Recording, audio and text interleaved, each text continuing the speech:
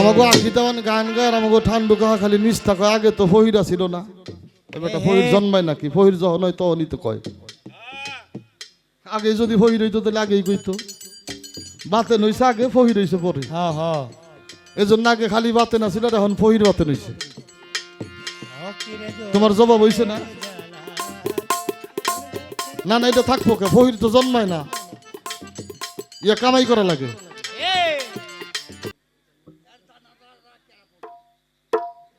ভালোই তো বুদ্ধি আপনার বিষয়টা বাবা ওনার প্রশ্নটা বুঝতে হবে উনি তো গুছায়া বলতে পারে নাই ওনার প্রশ্নটা হইল ইসমাইলকে কুরবানি করা হইল ওনার জানাজা করলো কিনা ইসমাইল তো কুরবানি হয়ই নাই কুরবানি হইছে হইল দুম্বা উট বা দুম্বা কুরবানি হইছে এখন ওইটা কুরবানির মধ্যে প্রচলন এখন ওনার প্রশ্নটা যেখানে সেটা হইল কারবেলার মাঠে ইমাম হুসাইনকে জবাই করা হইল হত্যা করা হইল তার জানাজাটা পড়ছে কে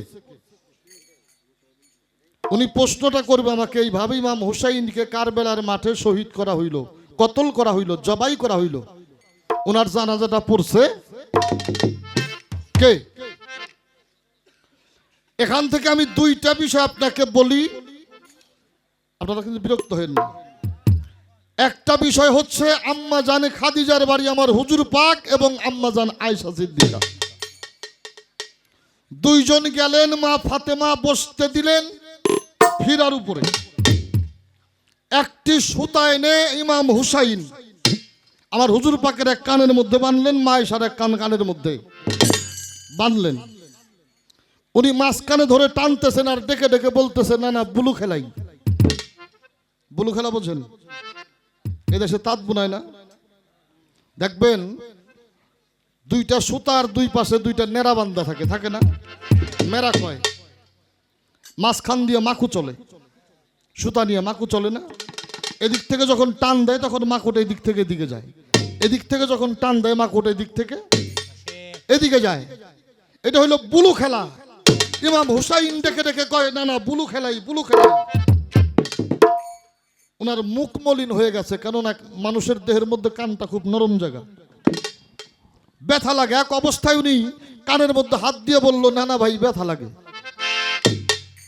মা ফাতেমা লক্ষ্য করলেন দৌড়ে আইসা ইমাম হুসাইনের পিঠের মধ্যে দিলেন থাপড় নানার কষ্ট হয় তুমি বোঝো না ইমাম হুসাইন ডাক দিয়ে বলল ও হাসান মিয়া ভাই আজকে নানার সামনে মা মারে মার সার এই জায়গায় থাকা যাবে না চলো আমরা ইরাকে চলে যাব বাবা তখন মানুষ ইরাকে গেলে আর জীবিত ফেরত আসতো না এক ভাইয়ের গলা ধরে চলে যাচ্ছে আমার হুজুর পাক দৌড় দিয়ে যায় দুই ভাইয়ের আঁকড়ায় ধরছে আঁকড়ায় ধরে বললো ভাই ইরাকে যাওয়া যাবে না ইরাকে যাওয়া যাবে না তোমার যে খেলা ভালো লাগে তুমি আমার সাথে খেলো আমার কোনো আপত্তি নাই ইমাম হুসাইন বলেছিল না না খেলা খেলবো না তোমার কাছে কিছু চাবো তুমি দিবে কিনা ওয়াদা করো তুমি যদি না দাও তাহলে তোমার সাথে আর ফেরত যাব না আমার হুজুর পাক বলেছিল তুমি আজকে যা চাবে আমি তোমাকে দিব দুই ভাইকে সাথে করে নিয়ে আবার এসে বসছে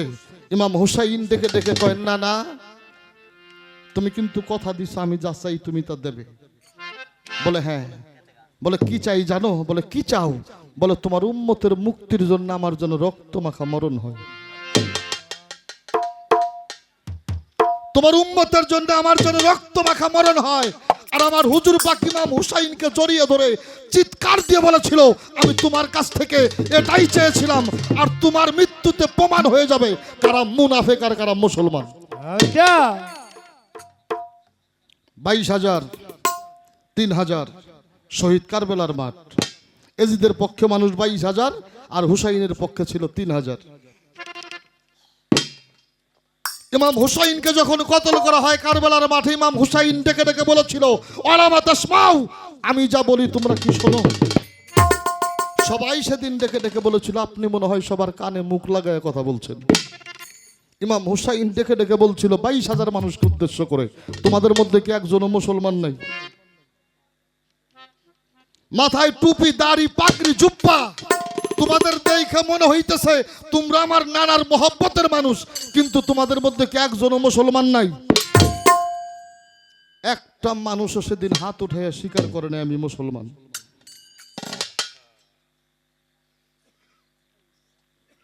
যে অবস্থায় নবীজি চিৎকার দিয়ে ইমাম হুসাইনকে জড়িয়ে ধরেছিল, সঙ্গে সঙ্গে আল্লাহর জিবরাইল আসছিলেন 4 টুকরা কাপড় নিয়ে, সাদা কাপড় আইনা নবীজির হাতে দিলেন। দেওয়ার পরে উনি 1 টুকরা কাপড় মাওলা আলীর কাছে দিলেন, 1 টুকরা কাপড় মা ফাতিমাতুজ জাহরাকে দিলেন, 1 টুকরা কাপড় ওনার নিজের জন্য রাখলেন, 1 টুকরা কাপড় ইমাম হাসানকে দিলেন। ইমাম হুসাইনকে কাপড় দেওয়া হইল না। মা চিৎকার দিয়ে বলছিল, বাবা জানি এই কাপড়টা কিসের কাপড়, এই কাপড় দিয়ে তো শেষ বিদায় দেওয়া হয়, এটা তো কাফনের কাপড়, তুমি আমারে দিলা, আলীরে দিলা, তোমার জন্য নিলা, হাসানরে দিলা, আমার হুসাইনের কাপড়টা কই? সেদিন আমার নবীজি 2টা চোখের পানি ছাইড়ে দিয়ে বলছিলাম, আমার ইমাম হুসাইনের তো জানাজাই হবে না, আমার ইমাম হুসাইনের তো জানাজাই হবে না। যে অবস্থায় সে মারা যাবে তার কাফন করানোর অবস্থাও থাকবে না। এই জন্য আল্লাহর পক্ষ থেকে তার জন্য কোনো কাপড় আসে নাই। তবে কি তার জানাজা হয় নাই? একটা দলিল দিয়ে যাই। নূহ নবীর সময় যখন কিয়ামত হয়, এই কিয়ামতের সময় নূহ নবীর কিস্তি ভাসতে ভাসতে, যেটা কারবেলার মাঠ, এই মাঠের মাঝখানে যখন আসলো, নূহ নবী লক্ষ্য করে দেখে পানির নিচের থেকে 1 প্রকার রক্তের ভলকানি উঠতেছে। নূহ নবী অবাক হয়ে গেল, এই জায়গায় এত রক্ত আসে কোথার থেকে? উনি আল্লাহর কাছে ফরিয়াদ করলেন, বারে ইলাহি, এই রক্ত কোথার থেকে আসে? আল্লাহ সঙ্গে সঙ্গে জিবরাইলকে বললেন, যে নূহ নবীর কাছে জানিয়ে দেন। কি জানাবেন? আমি আল্লাহ যাদেরকে সৃষ্টি না করলে এই পৃথিবীতে 1 কণা বালু সৃষ্টি করতাম না, এরাই হইল পাক পাঞ্জাতন। আর এই পাক পাঞ্জাতনের মধ্যে যিনি সবচাইতে ছোট ইমাম, ইমাম হুসাইন, এই ইমাম হুসাইনকে এই জায়গার মধ্যেই কতল করা হবে, এই জায়গার মধ্যেই কতল করা হবে। নূহ নবী যেন তার নৌকার মধ্যে যারা আছে সবাইরে নিয়ে গায়েবী জানাজা পড়ে। ইমাম হুসাইন পৃথিবীতে আসার 600 বছর আগেই, 600,000 বছর আগেই নূহ নবী ইমাম হুসাইনের জানাজা পড়েছিলেন। আপনার কথাটা বুঝাইতে পারলাম কিনা বাবা? এখন আসেন, যখন তোমার জন্ম হলো তোমার বাবা তখন কোথায় ছিল? অনেক বয়াতিরে প্রশ্ন করলে কয় গুরু আবার জন্ম নেই নাকি? যদি তাই হইতো লালন সাইজি গানের মধ্যে প্রশ্ন করতো না, তাইলে বুঝতে হইব এখানে কিছু আছে। বাবা জান, আমার যদি দেহ না থাকে তাইলে আমারে দেখা যাইব? আমি কি প্রকাশ হইলাম? যখনই গুরু শব্দ আসলো তখনই প্রকাশ হইল। প্রকাশ না হইলে যদি দেখাই না যায় সে তো গুরুই হইল না, কি তাই না? দেখতে তো হবে, জাহিরি তো হইতে হইবে, প্রকাশ তো হইতে হইব।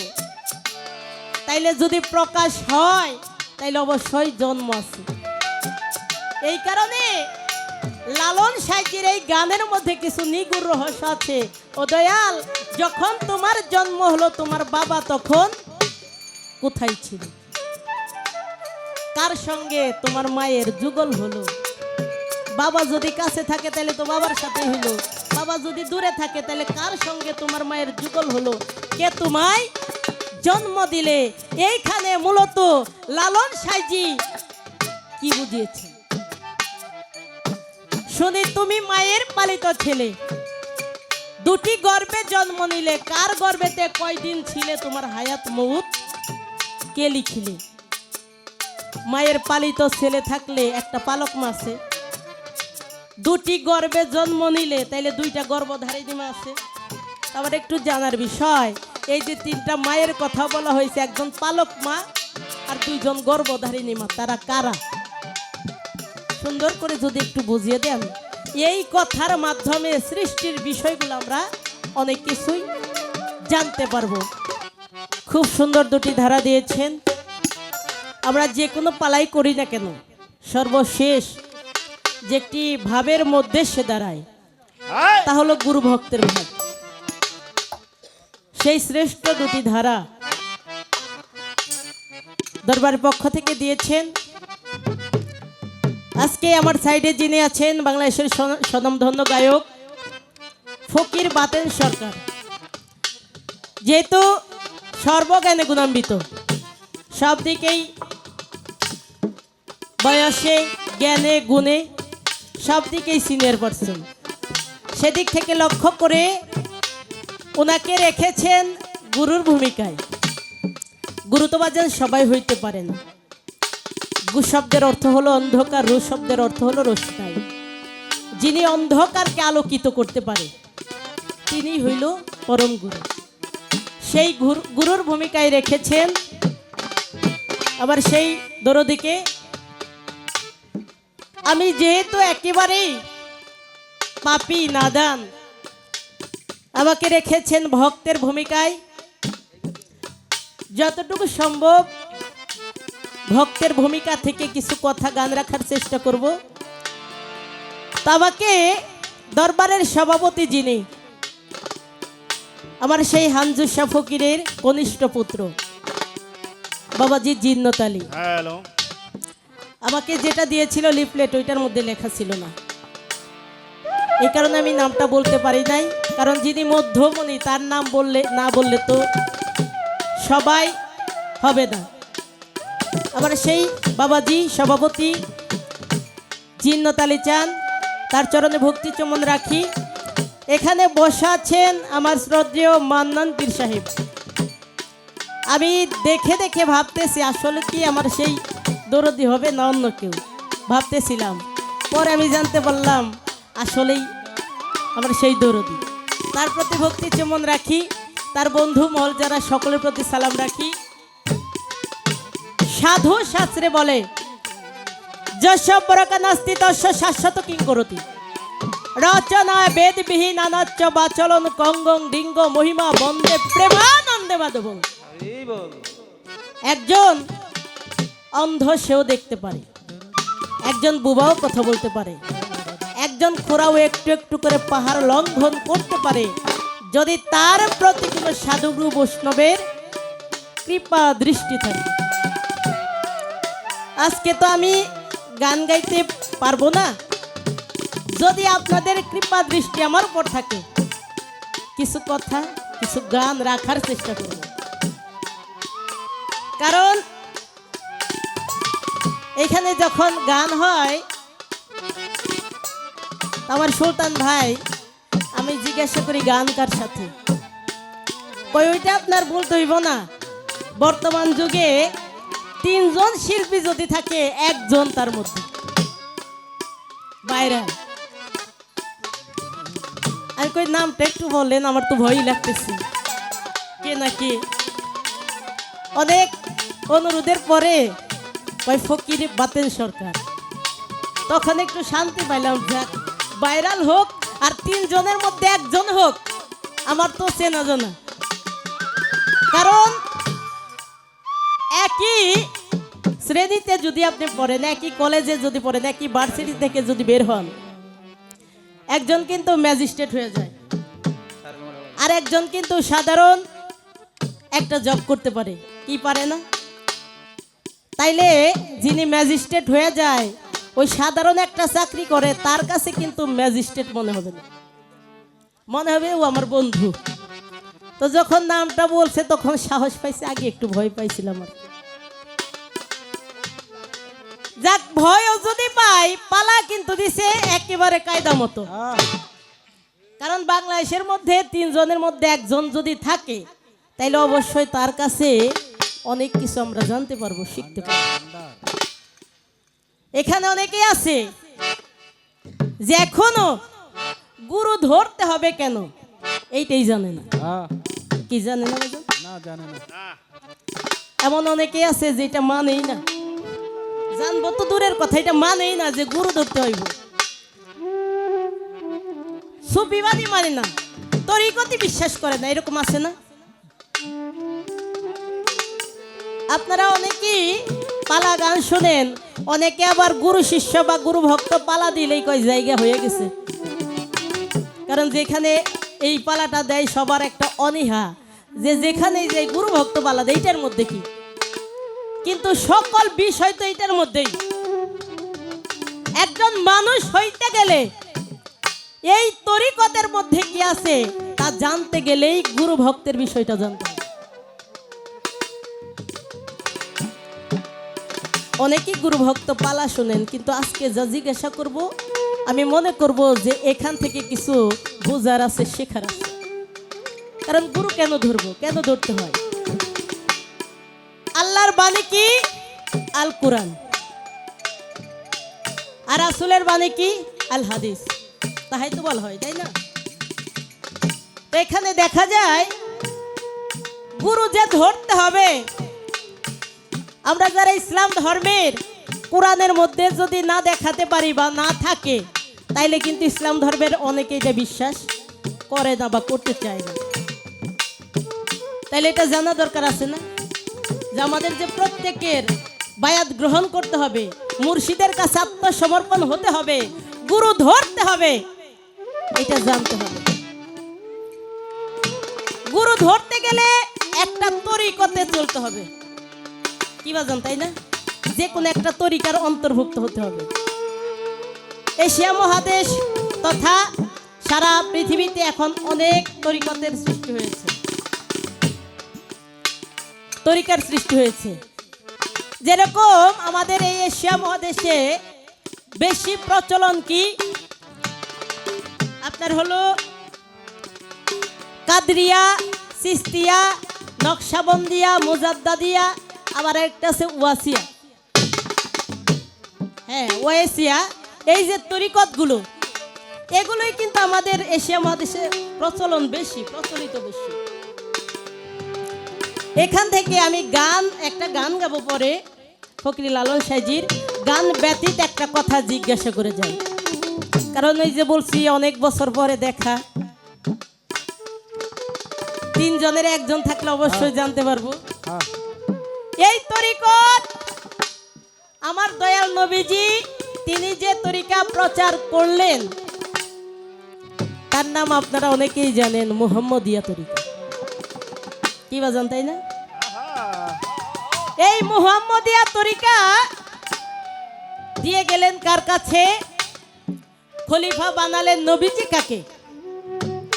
আপনি হযরত আবু বকর, হযরত উমর, হযরত উসমান গনি বাদ দেন, নবীজি দিল কাকে? গাদিরে খুমের ভাষণের মধ্যে তিনি মাওলা আলীকে হাত ধরে বলেছিল, মান কুনতুম মাওলাহু ফাহাজা আলিউন মাওলাহু। আমি যার মাওলা, আলীও তার মাওলা। আমি যখন প্রত্যাবর্তন করব, আমি যখন চলে যাব, ফাত হব, আমার স্থলে আমাকে যারা মাওলা ভাববে, প্রভু ভাববে, তারা যেন আলীকেই প্রভু ভেব। মাওলা আলীকে খিলাফত দিয়ে গেলেন, খলিফা বানিয়ে গেলেন। তাইলে কি দেখা যায় এখানে? আমার নবীজির তরিকা একটু সুন্দর করে খেয়াল করে শুনবেন। আমার প্রশ্নের জবাব না দিলে কিন্তু আমি গুরুকে বলতে পারবো না যে আবার দেন, আপনারা কিন্তু ধরবেন। কারণ আজকে আমার মাধ্যমে আপনারা যেন কিছু নিতে পারেন। আমার দয়াল নবীজির তরিকত ছিল মুহাম্মদিয়া তরিকা, হযরত আলীকে দিয়ে গেলেন মুহাম্মদিয়া তরিকা। আমার হযরত আলী আবার দিলেন কয়েকজনকে। বর্তমানে এশিয়া মহাদেশে যে তরিকা প্রচলন তা হলো কাদরিয়া, সিস্তিয়া, নকশাবন্দিয়া, মুজাদ্দাদিয়া, ওয়াসিয়া। এই যে তরিকা প্রচলিত, এইটা তো আমার নবীর হযরত আলীর অনেক পরে। কি অনেক পরে না? যখন ওলিয়া উলিয়ার যুগ আসলো তখন আমার একটু জানার বিষয়, সর্বপ্রথম ছিল মুহাম্মদিয়া তরিকা। সেই তরিকা হযরত আলীকে দিল, হযরত আলী আরো কয়েকজনকে দিল। ওই তরিকার নাম ছিল কি? কাকে কাকে কোন তরিকা দিছিল? এবং ওইখান থেকে কাদরিয়া, সিস্তিয়া পর্যন্ত তরিকত যে আসলে গেল কোন তরিকা, কার মাধ্যমে এগুলো আসলো? কাদরিয়া, সিস্তিয়া তো অনেক পরে, কিন্তু আগের তরিকাগুলোর নাম কি? কিভাবে স্টেপ বাই স্টেপ কিভাবে আসলো? আপনারা দেখবেন সাজরা, যারা পীর হয়েছেন, সাজরা নামা থাকে না? অনেকের 100 নাম্বারে নাম থাকে, 200 নাম্বারে নাম থাকে, তাইলে অবশ্যই আগে থেকে আস্তে আস্তে তারপর নাম্বারটা আইছে। তাইলে আপনি যে এক তরিকায় রইলেন, শুরুতে সে কোন তরিকায় ছিল? কারণ আমার নবী যে তরিকা তো মুহাম্মদিয়া তরিকা। এই যে এক একটা নাম আসলো, এটা কারে আমার মাওলা আলী দিয়েছিল, সেই তরিকাগুলোর নাম ছিল কি? ছোট করে একটা কথা রাখলাম, আমি গানে যাওয়ার আগে আমার মুর্শিদ, আমার গুরু, একজন ভক্তের কাছ থেকে যাহা প্রাপ্য তাহা দেওয়ার চেষ্টা করব।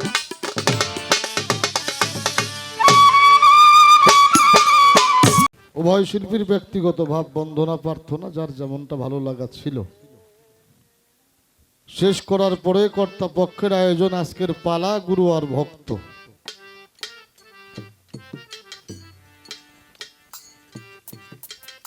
আমাদের আখি দেওয়ান, ওনাকে রাখা হয়েছে ভক্তের ভাগে,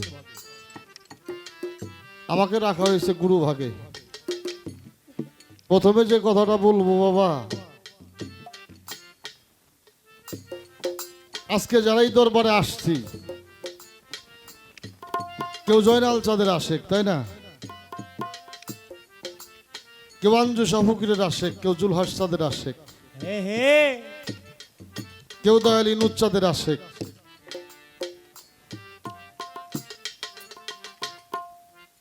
আশেক এমন একটা বিষয়, ভক্তের উপরে ফাতুয়া চলে, আশেকের উপরে ফাতুয়া চলে না। এটা আমি বলিনি, এটা আল্লাহ নিজেই বলেছেন তার জবানে, লা ফাতুয়া ইলাল আশেকিন, আমার আশেকরে তোমরা ফাতুয়া দিও না। এখানে আমরা যারা আসছি আজকে, আমরা কেউ কিন্তু পিসাব হয়ে আসি নাই। আমরা কি এখানে কেউ পিসাব হয়ে আসছি?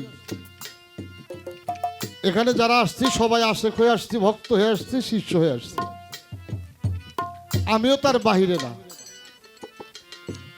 সেদিক থেকে বলবো আখি দেওয়ানের জায়গা আখি দেওয়ান ঠিক আছে, কিন্তু আমার জায়গা আমাকে করতে হবে অভিনয়।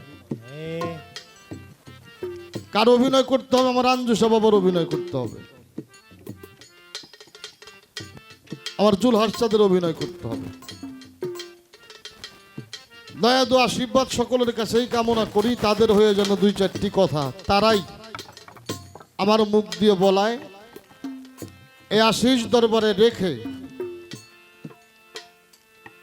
যেই প্রশ্নের সম্মুখীন হয়েছি, যেই গানের সম্মুখীন হয়েছি, প্রশ্ন আসছে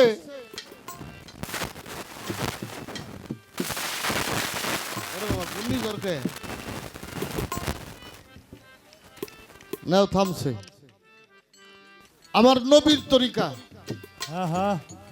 আলীর তরিকা, চলমান তরিকা,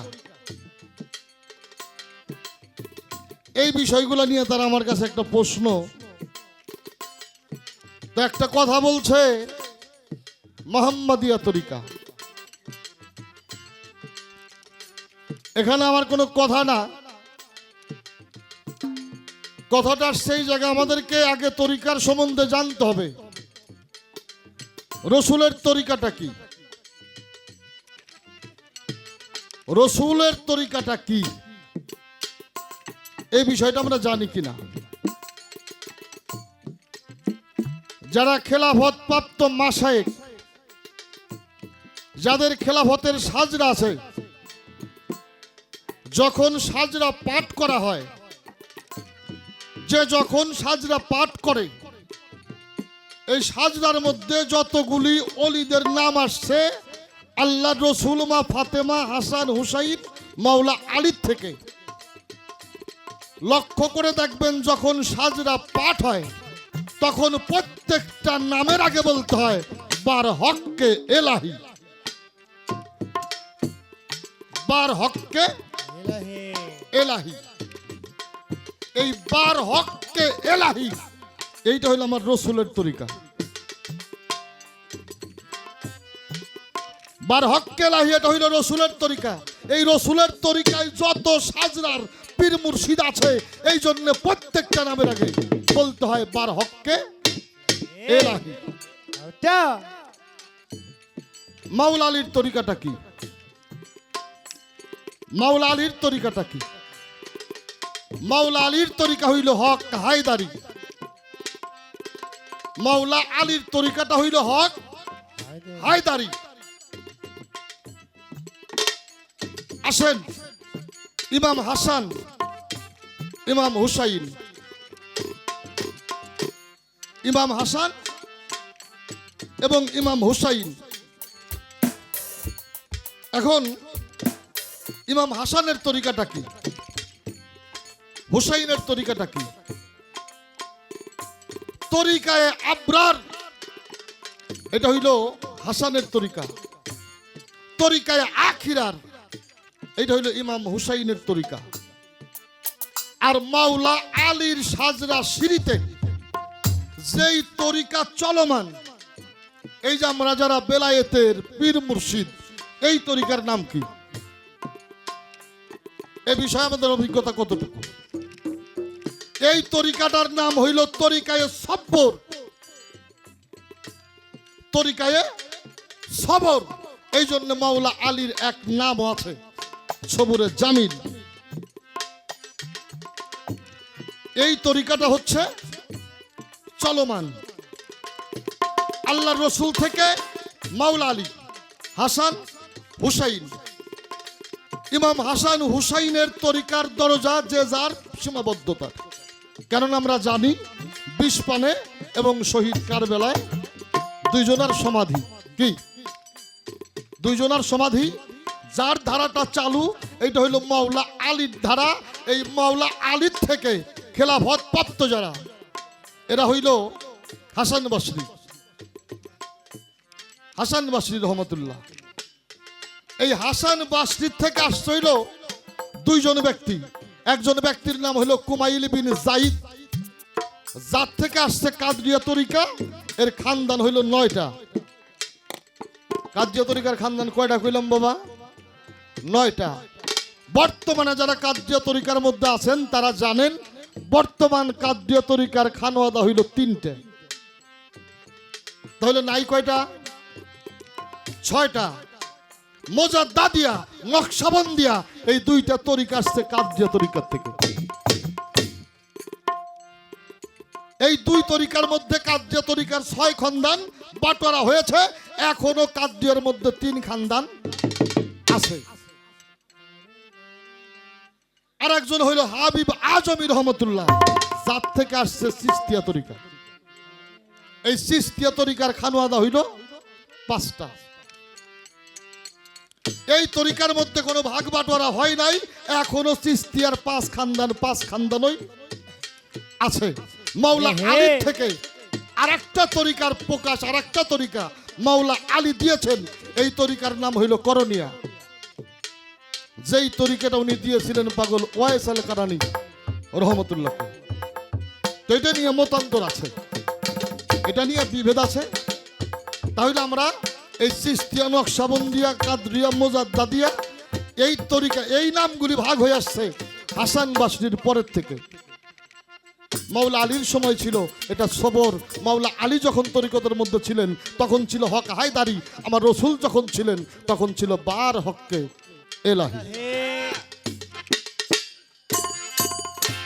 আপনার বিস্তারিত তরিকতের আলোচনা যা চেষ্টা করলাম করার জন্য এবার একটা গানের সম্মুখীন হয়েছি। ধর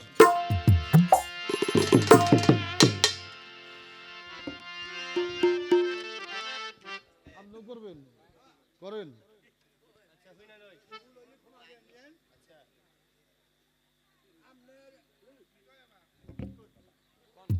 বাবা, বুড়ি মানুষ মরে যাবি, করবার দেন।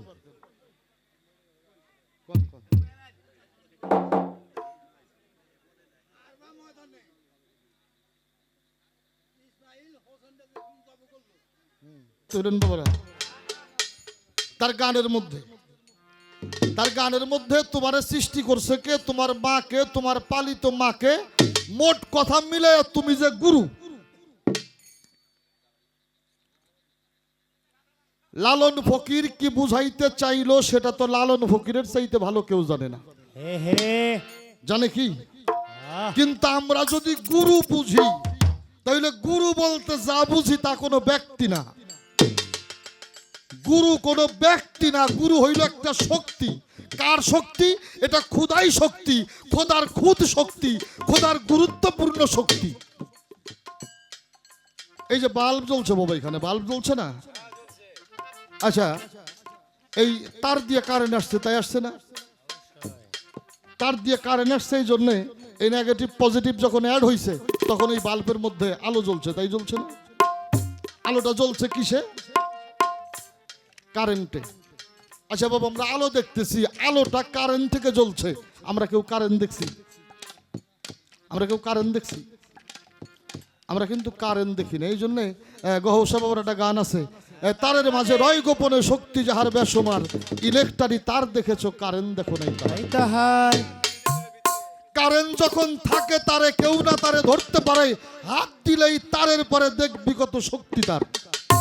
শক্তি রূপে রয় বিধাতা, যে জানে ইহার মূল কথা। কারেন্ট যদি যায় চলে হবে হাতের বয়লা আংটি আর ইলেকট্রিক তার দেখেছো, কারেন্ট দেখো নাই তাহার। কারেন্ট যদি দেখতে চান তার দেখালি ছিঁড়ে একটু হাত দেন, তাহলে বোঝা যাবি না কারেন্ট কি। এইরকম মোটা মোটা তার দিয়ে কারেন্ট আসে না? এরকম এরকম মোটা মোটা তামা দিয়ে কারেন্ট আসে না? আচ্ছা, কারেন্ট যখন থাকে তখন কি ওই তামার মধ্যে হাত দেওয়ার জোছে? এই কারেন্ট যদি না থাকে ওইটা দিয়ে মানুষ হাতের বয়লা আংটি কত কিছু বানিয়ে ব্যবহার করে, করে না? করে। তাহলে মুর্শিদ বলতে আমরা যাদেরকে চিনি, আমরা ব্যক্তি চিনি না। খোদাই শক্তিটা যিনি ধরার ক্ষমতা অর্জন করেছে, ধরেছে, ওই মানুষটার আমার মতো সাধারণ মানুষ, ওই মানুষটা হইল আল্লাহওয়ালা অলি। আর যিনি অলি উনি হইল আল্লাহর বন্ধু। যিনি অলি উনি হইল আল্লাহর বন্ধু। তাহলে আমরা কোনো ব্যক্তি ধরি না, আমরা ধরি হইল আল্লাহওয়ালা মানুষ যারা, তাদেরকে। কেন ধরি? গুরু পাওয়ার জন্য। গুরুকে একটা গানই আছে, একটু বাজা দেই। গুরু হইল স্বয়ং ব্রহ্মা, গুরু হইল স্বয়ং ব্রহ্মা, দেখে যার চরণে সবাই লুটে, কররে মন গুরু চরণ, ধররে তার চরণ এটে, ভজরে মন গুরু চরণ, ধররে তার চরণ এটে।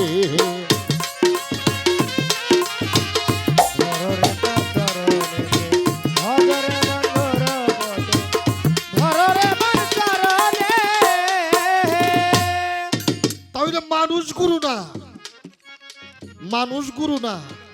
গুরু গুরুত্বপূর্ণ বস্তু, তা খোদাই শক্তি। এইটা যিনি অর্জন করছে উনি হইছে গুরু। এখন তার কথা হইল গুরু তোমার বাপ মাকে না। এখন আপনি যদি গুরুর বাপ মা খুঁজতে চান, ব্যক্তির বাপ মা খুঁজে পাবেন, কিন্তু গুরুর বাপ মা পাওয়া যাবে না। গুরু কোনোদিন জন্ম নেয় না, গুরু কোনোদিন জন্ম নেয় না। জন্ম নিয়ে কেউ গুরু হইছে? কর্ম সাধনা করতে করতে যখন সিদ্ধ হয়েছে, গুরুত্বপূর্ণ বস্তু রক্ষা করেছে, শুধু রক্ষা করে নাই, যারা তার অধীন হবে তাদেরকেও রক্ষা করার ক্ষমতা অর্জন করছে, তখন ওই মানুষটা হইছে গুরু। তাহলে ব্যক্তির বাবা মা পাওয়া যাবে, কিন্তু যিনি গুরু, গুরু জন্ম নেয় না, গুরুরে কেউ জন্ম দেয় না। এটা কর্ম করে অর্জন করতে হয়। যিনি অর্জন করছে উনি হইছে হইল গুরু। এখন তার গানটা যেই জায়গায়, গানটা করার পরে ভক্তের জায়গায় দাঁড়িয়ে আমার একটা কথা বলছে যে আপনি বলবেন যেইভাবে আপনার সাথে কেউ গুরুর শিষ্যের পালা বা গুরু ভক্তের পালায় গান করছে কিনা, করছে কিনা আমি সেটা বলবো না, তবে আপনি যেই গানটা করলেন, আপনি এই গানের জবাব একটা গান নেন, এই গানটাও দরবেশ জি লালন ফকিরের, তাহলে আমার মনে হয় আর বাড়তি কথার দরকার হবে না। এই বিষয়টা আসলে কি, লালন ফকির কি দিয়ে কি বুঝাইছে, আর তার জবাবেই বাসে কি বলছে, এই বিষয়টা একটু নেন। আলকারের আগে ছিলেন সাই রাগে, আলকারে সাই আলের উপর, আলকারের আগে ছিলেন সাই রাগে, আলকারে সাই আলের উপর, আলকারের আগে ছিলেন সাই রাগে, আলকারে সাই আলের উপর, আলকারের আগে ছিলেন সাই রাগে, আলকারে সাই আলের উপর, আলকারে সাই ঝংকার মারে ধন্দকার হয় তারপরে ধন্দ ধৈরাই ছিলেন পরবার আলকারে সাই ঝংকার মারে ধন্দকার হয় তারপরে ধন্দ ধৈরাই ছিলেন পরবার আজ কবি এক শব্দ হইল ধন্দকার ছাড়িয়া গেল আজ কবি এক শব্দ হইল ধন্দকার ছাড়িয়া গেল আজ কবি এক শব্দ হইল ধন্দকার ছড়িয়া গেল নির্জন ভিড়ে ফেটে নিরন্তর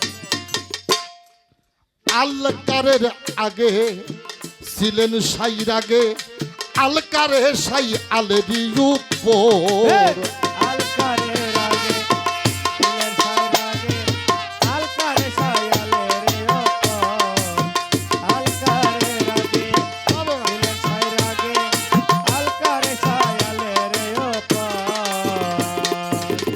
কুহু কারে কুহু ধরে করছে পানি নইরা কারে তারপরে সে মারে হুহুঙ্কার কুহু কারে কুহু ধরে করছে পানি নইরা কারে তারপরে সে মারে হুহুঙ্কার হুহুঙ্কার এক শব্দ হইল পানির উপর ঢেউ বান্ধিল হুকারে শব্দ হলো পানির উপর দিয়া গেল হুহুঙ্কার এক শব্দ হইল পানির উপর ঢেউ বান্ধিল ফেনা হয়ে ডিমেরই আকার আলকারের আগে ছিলেন সাইর আগে আলকারে সাই আলেরই উপর আলকারের আগে ছিলেন সাইর আগে আলকারে সায়ালের ওপর আলকারে রাগে ছিলেন সাইর আগে আলকারে সায়ালের ওপর ধুমুকারে ধুমু ঝরে ধুমুকারে ধুমু ঝরে বাম অঙ্গ ঘর্ষণ করে তাইতে হইছে হাওয়ারি আকার ধুমুকারে ধুমু ঝরে বাম অঙ্গ ঘর্ষণ করে তাইতে হইছে হাওয়ারি আকার পায়ে ডিম্বু পেয়ে কোলে নিল রক্ত বিজল স্বাগত হইল পায়ে ডিম্বু পেয়ে কোলে নিল রক্ত বিজল স্বাগত হইল লালন বলে লীলা চমৎকার আলকারের আগে ছিলেন সাইর আগে আলকারে সাই আলেরই উপর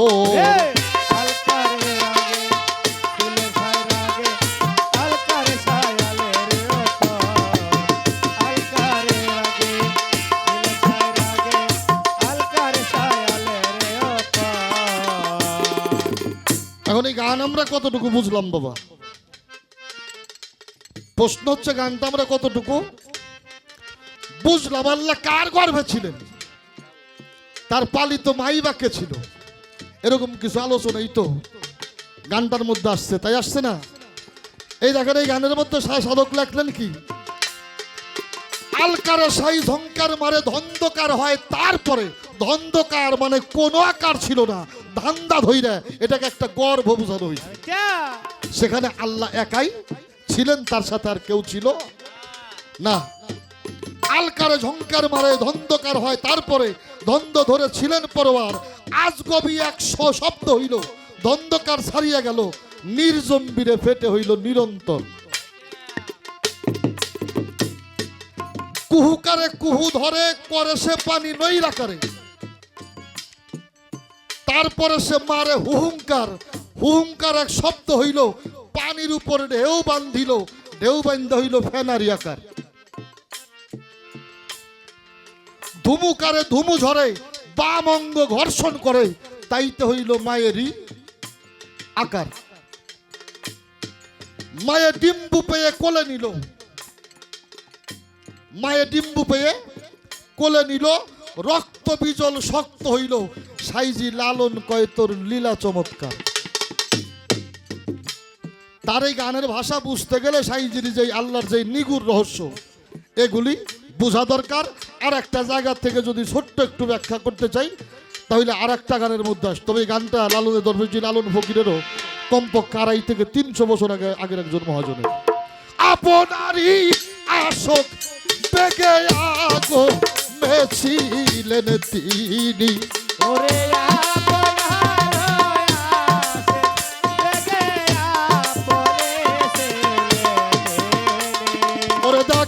নারী আশোক বেগে আগমেছিলেন তিনি তীরে চুনলে জালাল করগা খেয়াল বলেন আপনি ও কিরে দোলে জালাল বর্গা খেয়াল বলে না পরে ও কিরে দোলে জালাল বর্গা খেয়াল বলে না পরে ওরে ও তুই পূর্ব রাগের কথা রে শোন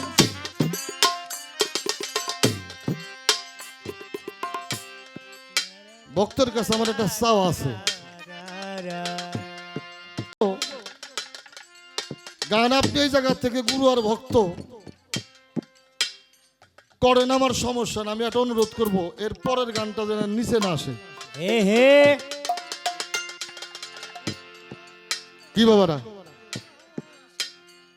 গান যদি নিচে আসে তাহলে কিন্তু গানের মজা নাই। গান আপনি যে জায়গা থেকেই করেন গান উপরে যেতে হবে।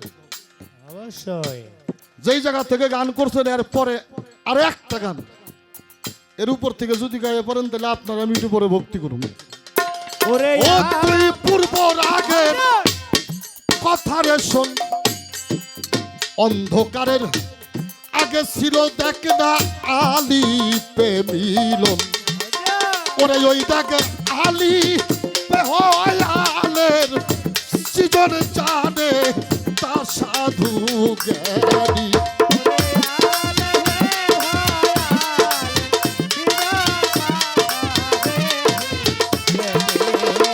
ওরে ওই দেখ আলী পে হয় আলের সৃজন জানে তা সাধু জ্ঞানী। কিরে শুনলে জালাল করগা খেয়াল বলেন আপনি ও কিরে শুনলে জালাল করগা খেয়াল বলেন আপনি। ওরে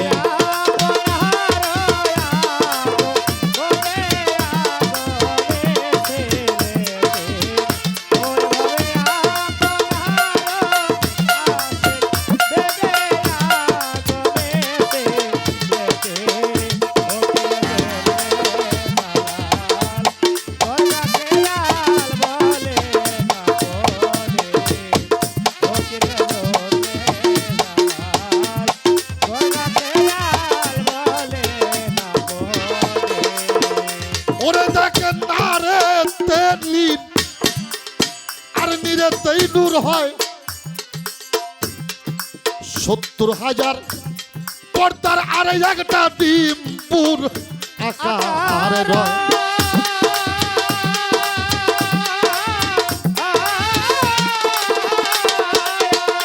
ওরে দেখেন না রে তেনি কিছুই ছিল না, পানি আর পানি। নিরেতেই নূর হয় ৭০,০০০ পর্দার আর একটা ডিম্পুর আকারে রয়।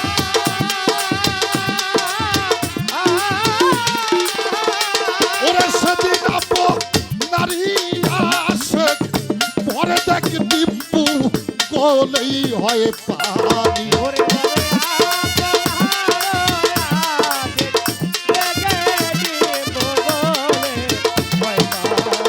ওই আল্লাহর আপো নারী আসে পরে দেখ ডিম্পু গলেই হয় পানি। ফিরে শুনলে জালাল করগা খেয়াল বলেন আপনি।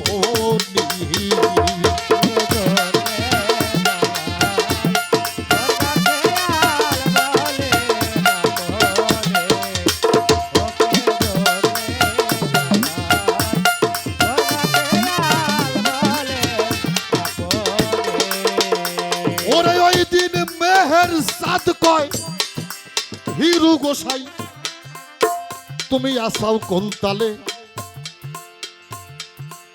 কমপক্ষে লালন ফকিরের ২৫০ থেকে ৩০০ বছর আগের এই মহাজন ডাইনে আল্লাহ আর বাই মোহাম্মদ ইহা সকলেই বলে।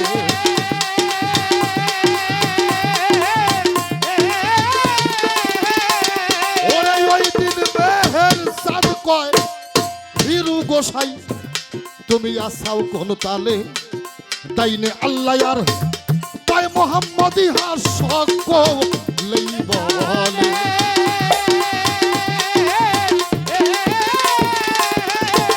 এই কথা বলেছি এইবার সাধুর বাজারি হার ভেদ যা নে সাধু জ্ঞানী ওরে বাবা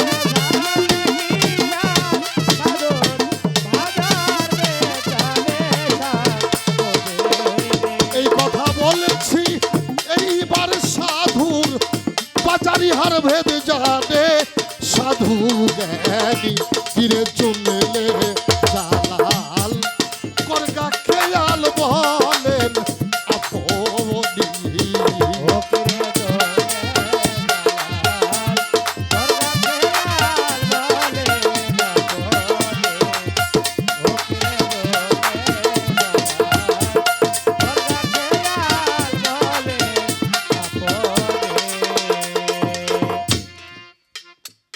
টাঙ্গাইল থেকে আমার যে জন্মস্থান বাড়িটা পাবনাতে এখানে যাওয়ার সহজ রাস্তা হইল ট্রেন গারিন্দা ট্রেন স্টেশন আছে না এই জায়গা থেকে ট্রেন ওইটা চাটমোহর যায় নামলে মোটামুটি 6 কিলোমিটার ফাঁকে আমাকে বাড়ি যদি বাসে যাইতে চাই মোটামুটি সিরাজগঞ্জ দিয়ে কাশীনাথপুর দিয়ে ঘুরতে ঘুরতে জানের কিছু থাকে না আর যদি সোজা যাইতে যাওয়া লাগে নাটোর হইয়া আর ট্রেন রাস্তা হইলো সোজা তোর ট্রেনে যাবো বাড়ি এক লোক আইসে কতগুলি বই হাতে বলতেছে বাবু বাড়িতে যদি ছোট ছোট ছেলে মেয়ে থাকে নিয়ে যান একের ভিতরে এক তো আছে বললাম কয় টাকা দাম কয় 10 টাকা বললাম এটা দেন কিনছি পরে দেখি ওটার মধ্যে হলো সরায়া আর এক লোক আইসে বাবু একের ভিতর 2 বাবু থাকলে নিয়ে যান ছোট ছেলে মেয়ে থাকলে নিয়ে যান কইলাম আবার এক বেশি কে কইলাম দাম কত কয় 10 টাকা কইলাম তাহলে ওটা কিনছি কে দেন দেখিনি এখন ওরা কিনে দেখি যে সরায়া কখ আর একজন আইসে কইতেছে একের ভিতর 3 কইলাম দে দেহি এখন সরে ক খয়ে বিসিডি আর একজন এসে কইতেছে একের ভিতর 4 কইলাম দাম কত কই 10 টাকা কইলাম আমি এত ঠকি কে দেন দেই ঠকছি যখন ভালো করে ঠকি এখন ওটা কিনে দেখি সরে ক খয়ে বিসিডি 1 থেকে 100 পর্যন্ত অঙ্ক লেখা আর একজন এসে কইতেছে একের ভিতর সব কইলাম দাম কয় টাকা কয় 10 টাকা কইলাম তাহলে আর সব থেকে যাম কেটাও নিয়ে যাই এন ওটা নিয়ে দেখি সরাইয়া ক খয়ে বিসিডি মাঝে মাঝে সংযুক্ত অক্ষরে বানাম করা সরায়াম আম কলয়াকার কলা হ্যাঁ এই বই হাতে নিয়ে কইলাম আমার এই এতক্ষণ লজ দেওয়ার দরকারটা ছিল কি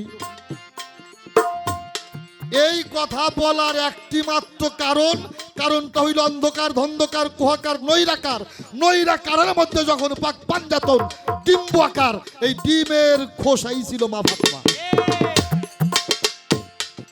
ভিতরে পর্দা মাওলা আলী কারমাল্লাহ ওয়াজহু বিজল রূপ ইমাম হাসান ইমাম হুসাইন ডিমের ভিতরে হইল কুসুম এটা রসুল নিজেই এখনো প্রত্যেকটা বাড়িতেই প্রায় হাঁস মুরগি থাকে বাবা থাকে কিনা ডিম আপনারা সেদ্ধ করে খান না হ্যাঁ ডিম সেদ্ধ করার পরে উপর থেকে খোসা ছাড়াবেন পর্দা ছাড়াবেন তারপরে এক প্রকার সাদা আবরণ এইটা ছাড়াবেন ছাড়ানোর পরে কুসুম বের হবে লক্ষ্য করে দেখবেন কুসুমের যে কোনো একটা জায়গায় একটু জায়গা খালি থাকে কিনা থাকে কিনা থাকে এই জায়গায় দাঁড়িয়ে দরবেশ জি লালন ফকিরের গানের মধ্যে সাইজে লিখলেন পাঞ্জাতনের সান হইয়ে ডিম্বুকারে সাই ছিল সাইয়ের খেলা বুঝবি যদি মন পাগল তোরা সাইয়ের খেলা বুঝবি যদি মন পাগল এই জায়গা থেকে বুঝতে হবে পাঞ্জাতনের জান আল্লাহ নিজেই অর্থাৎ একেবারে ভিতরে হইল আল্লাহ। আর ভিতরটাকেই গর্ভ লালন ফকিরের ভাষায় লালন ফকির বুঝিয়েছে। চেষ্টা করলাম তার কথার থেকে আলোচনা, কথা তো তার আগেই শেষ, এগুলি করলাম বাড়তি কথা আর একটু ভালো করে বোঝার জন্য। পালাটা যে হয়তো গুরু আর ভক্তের পালা, তাই না? এই আগের তাল বাজা। যিনি ভক্ত হয়ে যায় প্রায় তার সকল কর্মই শেষ হয়ে যায়, তাই না? একটা গান আমরা শুনলাম, আমার দুই নয়নের জল বিনে কি দিয়া ভজিব তোমার চরণে। খালি চোখের জলে গুরু পূজা হয় না, গুরু বসতে গেলে তিনটা জিনিস লাগে। এক নাম্বার হলো মাটি, দুই নাম্বার হলো বেটি, তিন নাম্বার হলো টাকা। এই তিনটা জিনিস ছাড়া গুরু পূজা হয় না। এখন বলতে পারেন ইহা কি গুরুকে দিয়ে দিতে হবে? না, ব্যক্তি খায়, গুরু খায়ও না, পরেও না, গুরুর কোনো কিছু লাগেও না। তবে দেওয়ার কথা বলা হইল কেন?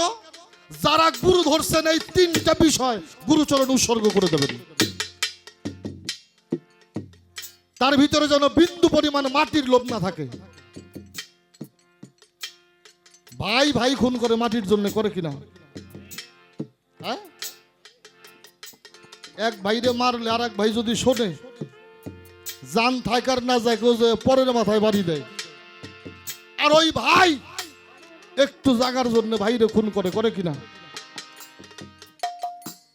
যদি গুরু ধরে থাকেন এই মাটির মায়া ত্যাগ করবেন। দুই নাম্বার হইল বেটি। ভাই ভাই ভাই ভাইরে ছাড়া কিছুই বুঝি নাই। কোথার থেকে একটা মেয়ে মানুষ যারে চিনিও না বাড়িতে আনলাম, কি দিয়ে কি হইল? ভাই ছিল না বাড়ি, ভাই বাড়ি আসলো, আমি বাড়িতে নাই। আমার ভাই বউ কি দিয়ে কি আমার ভাইরে কইল, যেই কথার কারণে আমার ভাই এসে আমার মাথার মধ্যে লাঠি দিয়ে আঘাত করছে। করছে কিনা বাবা? এই জন্যে এই মোহকে ত্যাগ করতে হবে। আর একটা হলো টাকা। টাকার জন্য মানুষ সমস্ত পাপ করতে পারে। এই টাকার মোহ যার আছে তারে দিয়ে গুরু ভজন হবে না। এই তিনটা বিষয় গুরুচরণে উৎসর্গ করে দেবেন। আর যদি গুরু পূজা দিতে চান তাহলে আপনার তিনটা জিনিস লাগবে।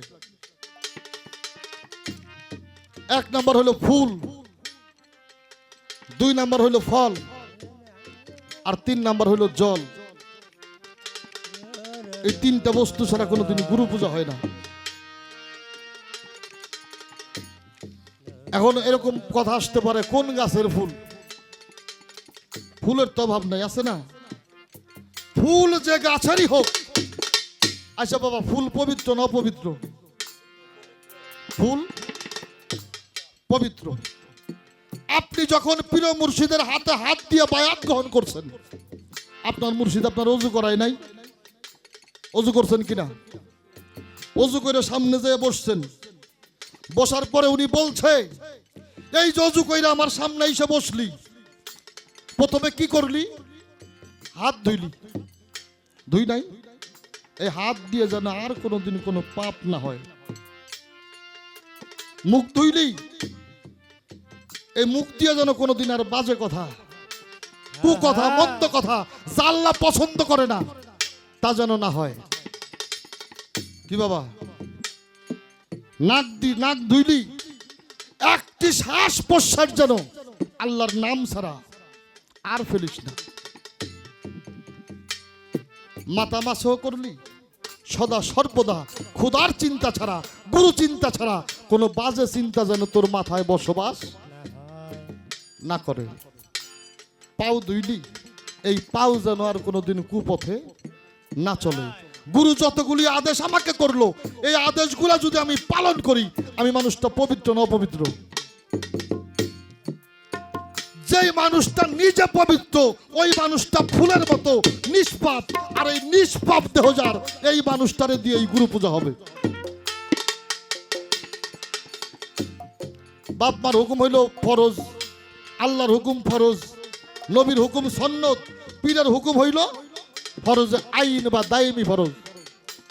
পীরের কথা যারা অমান্য করে তাকে দিয়ে গুরু পূজা হয় নাকি? পীরের যতগুলি আদেশ এর একটা কথা যারা অমান্য করছে তাকে দিয়ে গুরু সেবা গুরু পূজা হবে আচ্ছা না।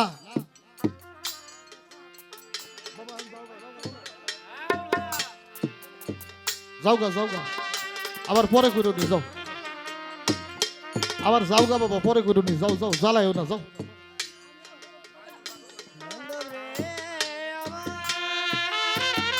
যিনি ফুল হয় গুরু বীজ মন্ত্র ধারণ করে, যিনি ফুল হয় পবিত্র হয়, গুরুর মুখ হইল লিঙ্গ, ভক্তের কর্ণ হইল জুনি। গুরু বীজ মন্ত্র ধারণ করলে ওই মানুষটার ভিতরে প্রেমের ফল জন্মায়, আর প্রেম ও ফল যার মধ্যে জন্মাইছে ওই মানুষটারে দিয়ে গুরু পূজা হয়। আহা আর লাগে হইল জল। যেই জায়গা থেকে আমরা গান শুনলাম, আমার দুই নয়নের জল বিনে কি দিয়া ভজিব তোমার চরণে, আমার দুই নয়নের জল ছাড়া তোমার পূজা দেওয়ার মতো আর কোনো কিছু নাই। এই জলটা সেই ভক্তের যিনি ফুল থেকে নিজেকে ফলে পরিণত করেছে, তার দিয়ে হবে গুরু ভজন। এই এতগুলি আলোচনা করার বলে আমি একটি প্রশ্ন করব আজকে। আমার এই প্রশ্নটা হচ্ছে, আমরা জানি পীরের হুকুম হইল ফরজে আইন, ফরজ তরফ করা যায়, কাজা ফরজ আদায় করা যায়, কিন্তু যেটা দায়মি ফরজ এটা কাজাও করা যায় না।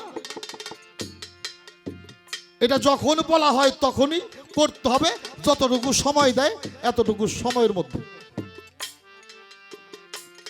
আমি যেই কথাটা জানতে চাবো এই কথাটা হইল, যারা ভক্ত হয় তাদের জন্য পীরের তিনটা হুকুম অমান্য করা দায়মি ফরজ।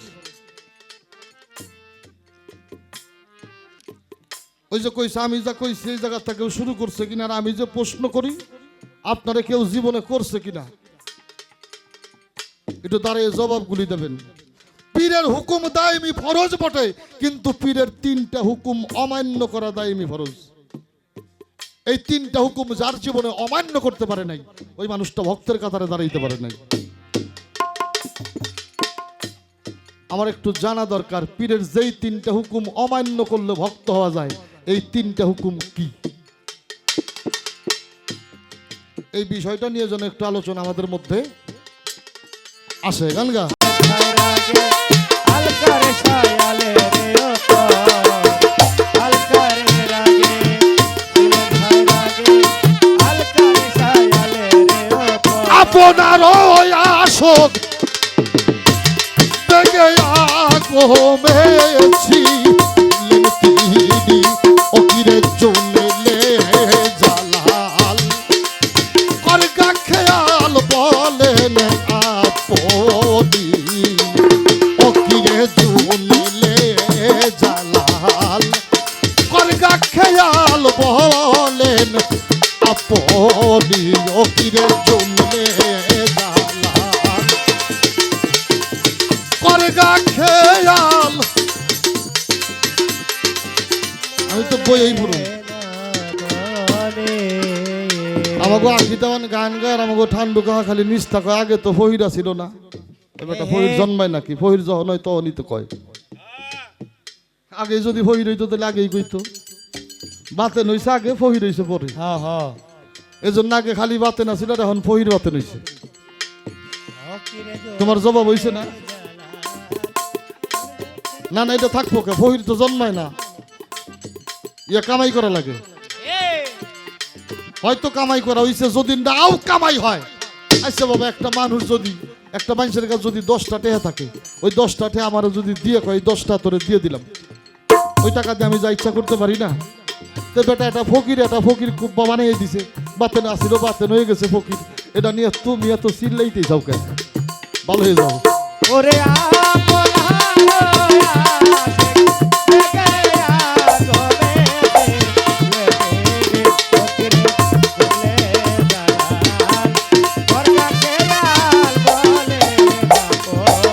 ফকিরে আপন